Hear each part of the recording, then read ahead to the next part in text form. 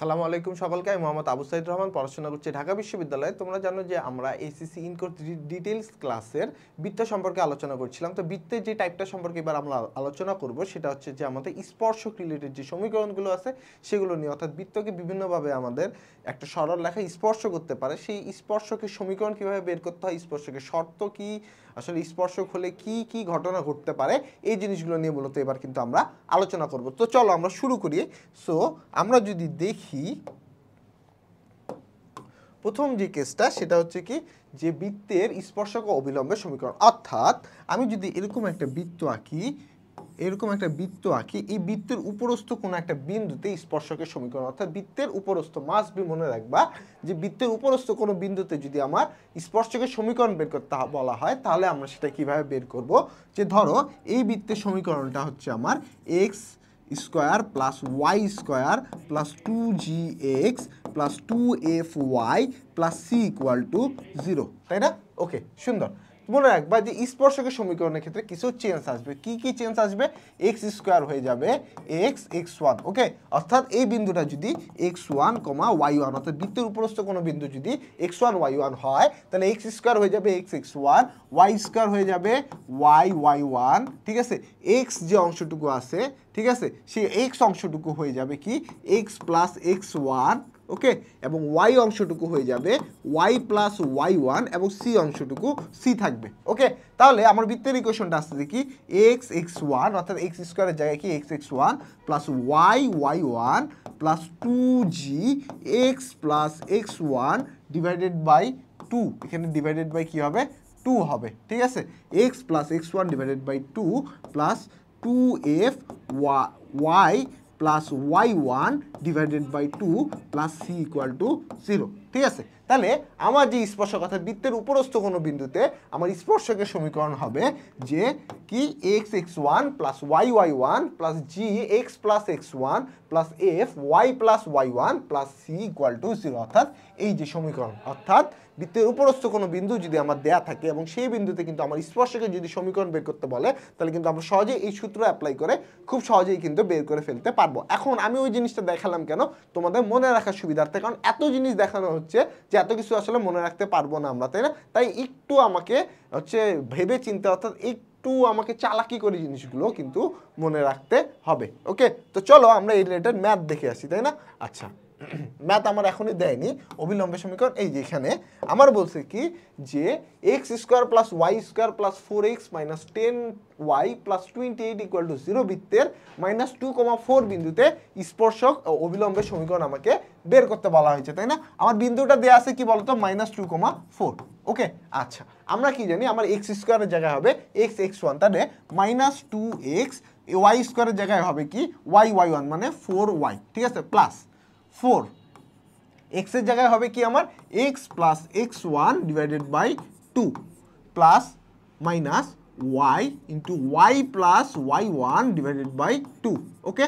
So দিলাম plus 28 equal to 0, তাই না? ওকে, স্পর্শকের সমীকরণ আমরা কিন্তু বের করতেছি মূলত। তাহলে এখান থেকে আমরা কি পাই -2x plus 4y plus 2x minus 4 minus 5y, আচ্ছা y1 লিখছি যেহেতু, এটাকে আমরা একটু ঠিক করে ফেলি।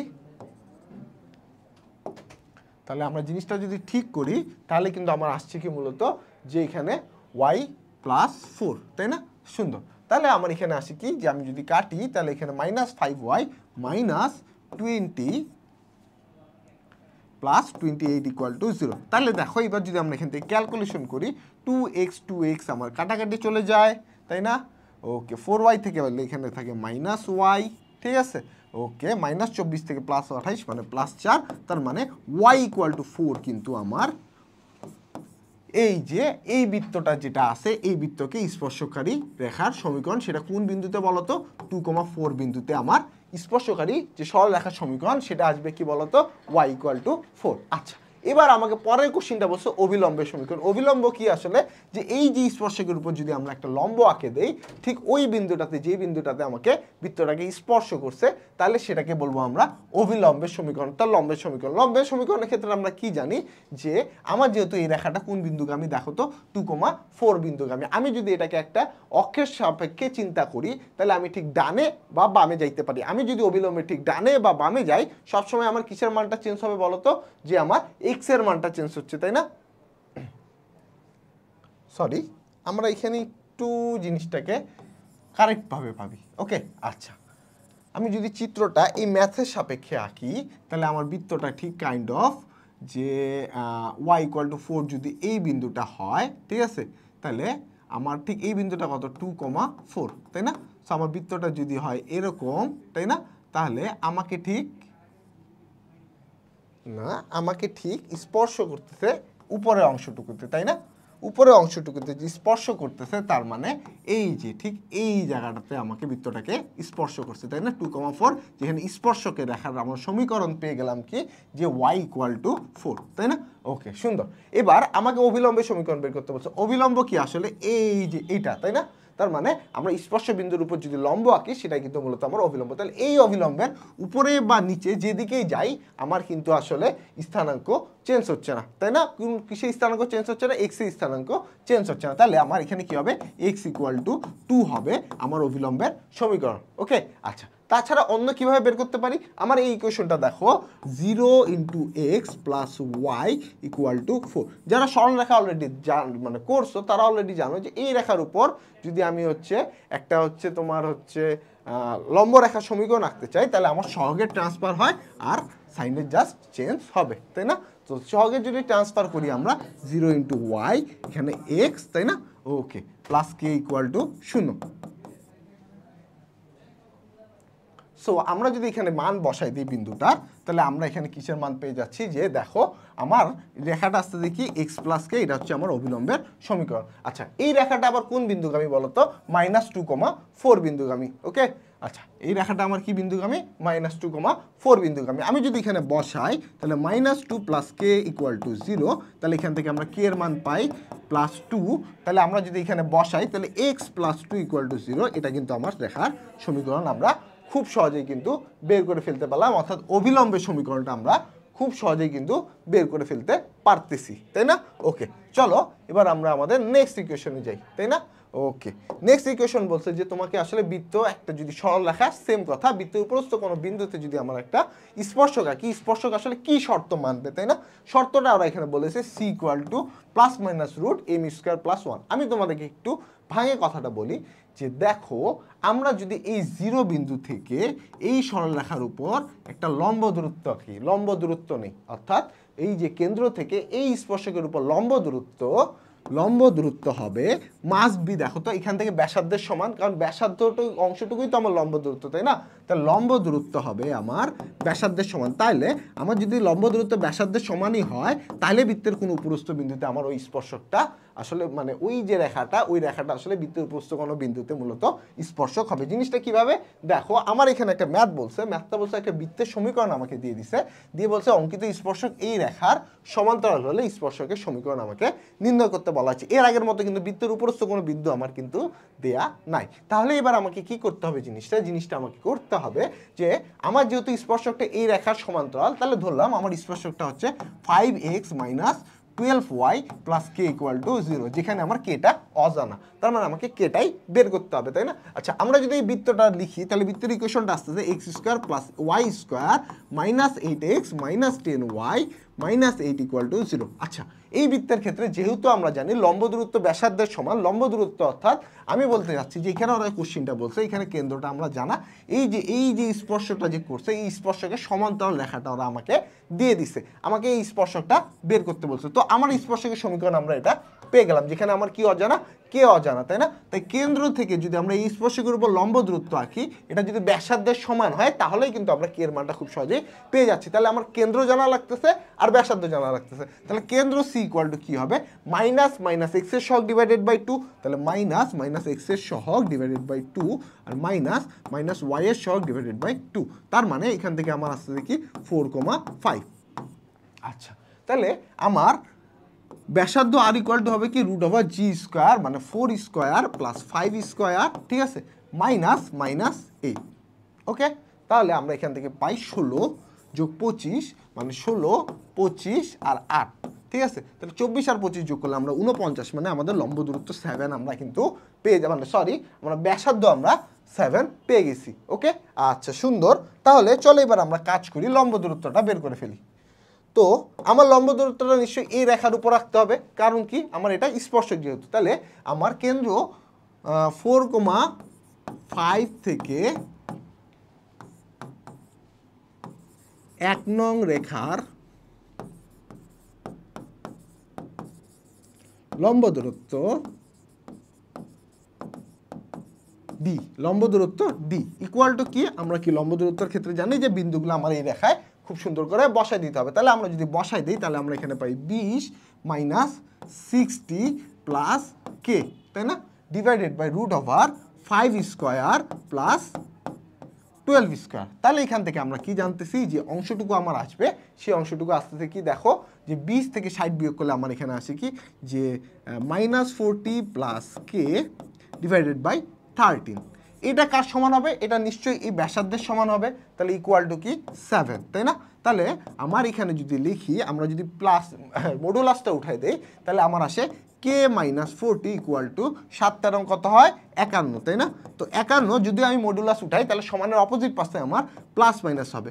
সো একবার প্লাস ধরলে আমার কে এর মানটা আসে কত, কে এর মানটা আসে 91, আর মাইনাস ধরলে কে এর মানটা আসে আমার -11। তাহলে আমি যদি এখানে কে এর মানটা বসাই দিই তাহলে কিন্তু আমি এই যে রেখার সমীকরণ সেটা খুব সহজে বের করে ফেলতে পারবো। আশা করি তোমরা বুঝছো। চলো আমরা এখানে সলিউশনটা দেখে আসি। এই যে আমাদের এখানে দেখো সলিউশনটা দিয়ে দেওয়া হয়েছে, তাই না। ওকে ওকে, আমরা এখানে একটা ক্যালকুলেশনে ভুল করছিলাম, আসলে 13-র সাথে 7 গুণ করলে আসলে 51 হয় না 91 হয়, ঠিক আছে। সো এটা হচ্ছে তোমরা হচ্ছে ক্যালকুলেশন, যেহেতু আমার কাছে ক্যালকুলেটর নেই আমি ক্যালকুলেশনগুলো করতে পারতেছি না, বাট তোমরা এটা ঠিকভাবে করে দেবা। বাট প্রসিডিউর কিন্তু এটাই, ওকে, প্রসিডিউর এটাই। তাহলে আমাকে যদি কখনো স্পর্শকের সমান্তরাল রেখা দিয়ে দেওয়া থাকে এবং স্পর্শকের সমীকরণ যদি আমাকে বের করতে বলা হয় তাহলে কিন্তু আমরা ঠিক এই প্রসিডিউরে বের করবো। আশা করি তোমরা সকলেই জিনিসটা বুঝছো, তাই না। এখানে সেম একটা ম্যাথ দিছে, বাট ম্যাথটা আমাকে বলছে কি, দেখো তো যে দেখাও যে x minus 3y equal to 5 রেখাটি এই বৃত্তকে স্পর্শ করে। আচ্ছা, আমাকে প্রথমে কথা বলতে বলছে যে আমাকে দেখাইতে বলছে। আমার দেখানোর ক্ষেত্রে শর্ত কি, দেখানোর ক্ষেত্রে আমরা শর্ত জানি যে আমার লম্ব দূরত্ব যদি ব্যাসার্ধের সমান হয়ে যায় তাহলে কিন্তু আমরা বলতে পারি যে সেটা আমার স্পর্শক। তাহলে প্রথমে আমি কি করি, বৃত্তটা থেকে ব্যাসার্ধটা, কেন্দ্র আর ব্যাসার্ধ বের করে নিই। কেন্দ্র কি হবে আমার 3 হবে আর -4 হবে, তাই না। ওকে, ব্যাসার্ধ আমার কি হবে রুট ওভার 25 মাইনাস 15, তার মানে এখানে আমার আসে 4। তাইলে আমরা কেন্দ্র থেকে এই রেখার উপর লম্ব দূরত্ব বের করলে সেটা যদি 4-এর সমান হয় তাহলে আমরা বলতে পারি যে আসলে স্পর্শ করে, তাই না। ওকে, তাহলে যেহেতু স্পর্শ করে, তাহলে স্পর্শ করলে আমার তোমার হচ্ছে 3, -4 থেকে লম্ব দূরত্ব ডি ইকুয়াল টু হবে কি, দেখো যে এখানে কি হবে, আমাকে জাস্ট বিন্দুগুলো বসাতে হবে। তাহলে 3 প্লাস 12 মাইনাস 5, আচ্ছা হ্যাঁ, divided by root over 1 square plus 3 square, তাই না। ওকে, সুন্দর। তাহলে আমরা এখান থেকে পাই √10।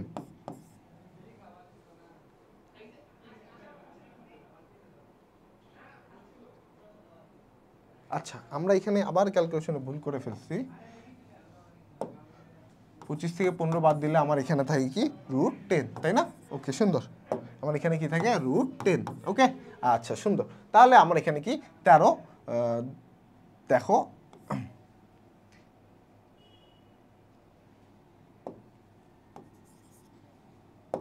এখানে কি 3, তাহলে 13 দিয়ে 15, 15 থেকে 5 বাদ দিলে আমরা পাই 10, তাই না। তাহলে 10 থেকে √10 বাদ দিলে আমার থেকে √10, তাহলে √10 ইকুয়াল টু √10, অর্থাৎ ব্যাসার্ধ আমার লম্ব দূরত্বের সমান হয়ে গেছে, তার মানে কিন্তু এটা আমার স্পর্শক। তারপরে অংশটুকু আমাকে কি বলছে, স্পর্শ বিন্দু দিয়ে যায় এরূপ একটা ব্যাসের সমীকরণ তোমাকে বের করতে বলা হয়েছে, তাই না।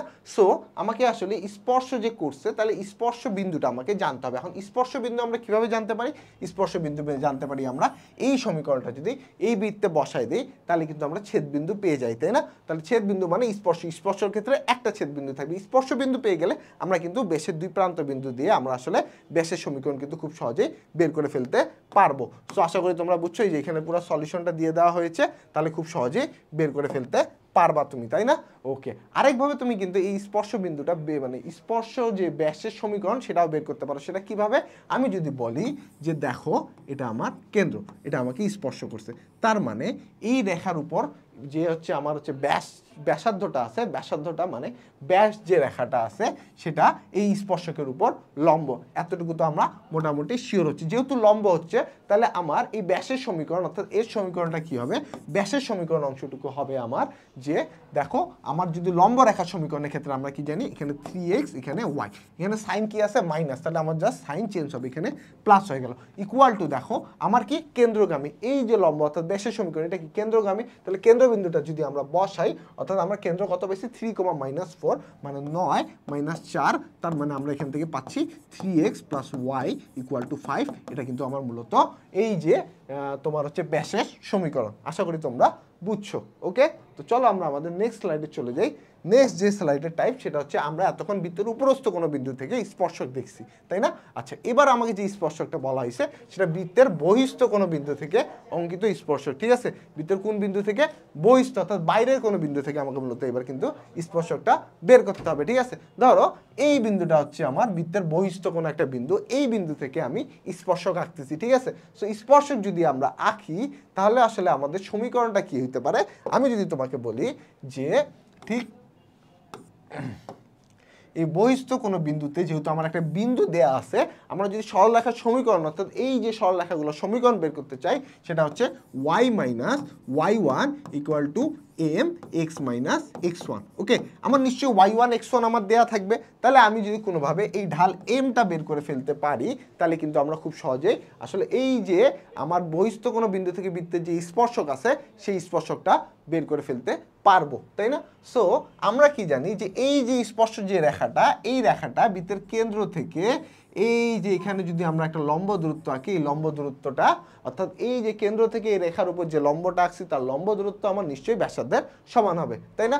সো আমরা এখান থেকে খুব সহজেই কিন্তু এই লম্ব দূরত্বটা বের করে ফেলতে পারি। যেহেতু আমার লম্ব দূরত্বটা ব্যাসার্ধের সমান, এটা ইকুয়েশনে বসাই দিলেই কিন্তু আমরা মূলত এম এর মান পেয়ে যাবো। আর এম এর মান যদি আমরা পেয়ে যাই তাহলে কিন্তু আমরা ম্যাথটা খুব সহজেই সলভ করে ফেলতে পারবো। মানে এত কিছু কিন্তু তোমাকে মনে রাখতে হচ্ছে না, তোমাকে জাস্ট একটা কনসেপ্ট মনে রাখতে হচ্ছে, সেই লম্ব দূরত্ব = ব্যাসার্ধের সমান, তাই না?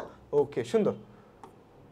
সো দেখো আমাকে প্রথম কথা বলছে যে -5,4 বিন্দু থেকে এই বৃত্ত অঙ্কিত স্পর্শকের সমীকরণ তোমাকে বের করতে। ডিরেক্ট কিন্তু তোমাকে বলেনি যে এই বিন্দুটা বৃত্তের উপরস্থ। যদি উপরস্থ কথাটা না থাকে বা কোনো কথা দেয়া না থাকে তাহলে তুমি জাস্টিফাই করার জন্য প্রথমে এই বিন্দুটা ইকুয়েশনে বসাবা। ইকুয়েশনে যদি বসাও এখানে দেখতে পাও 25, এখানে যদি 16, ঠিক আছে, প্লাস 10 - 16 প্লাস 1 = 0।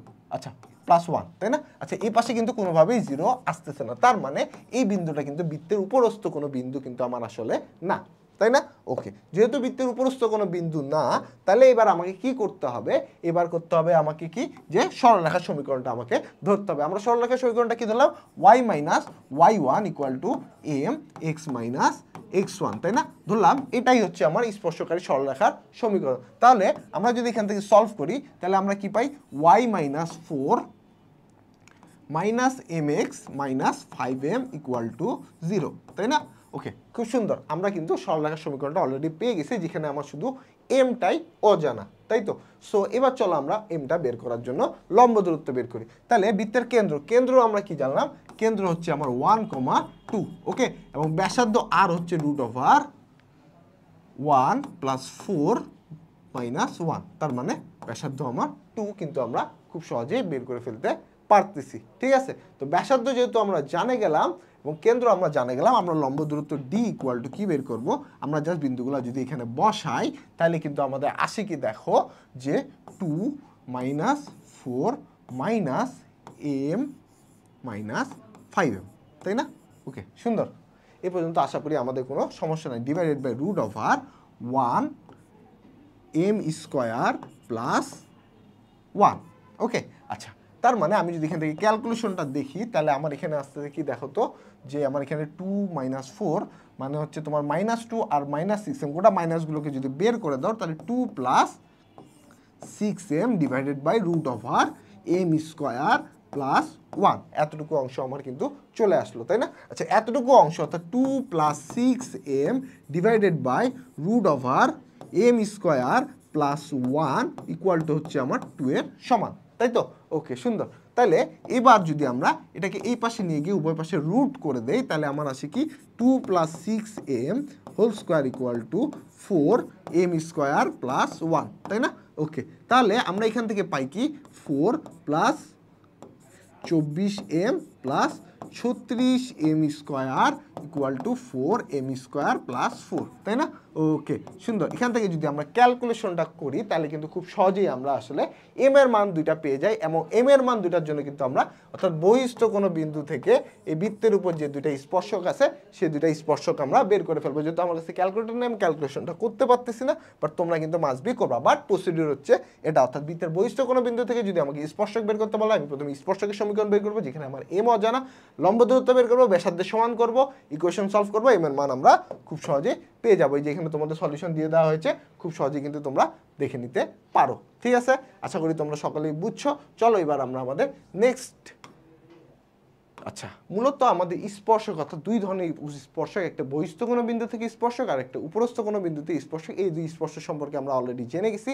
দেখা হবে তোমাদের সাথে আমার নেক্সট টপিকে স্পর্শক রিলেটেড। সে পর্যন্ত সকলেই ভালো থাকো, আল্লাহ হাফেজ।